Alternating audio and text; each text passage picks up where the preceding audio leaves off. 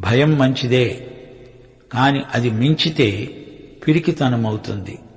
కొందరు అనుకుంటున్నారు క్రైస్తవ జీవితం ఎంతో హాయి, అదొక పూలపాన్పు అని. ఇది పొరపాటు. దేవుడు కష్టాలన్నీ తొలగిస్తాడు, కడుపులోని చల్ల కదలకుండా కాపాడతాడు అనే అభిప్రాయం సరైంది కాదు.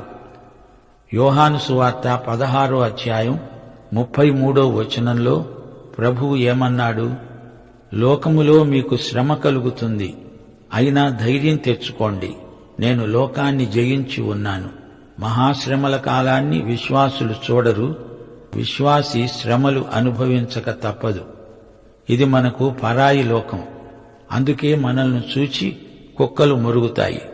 నీ ఇష్టాయిష్టాలు కాదు, దేవుని చిత్తానికి, ఆయన నీకు అప్పగించిన సేవకు నీవు పూర్తిగా అంకితం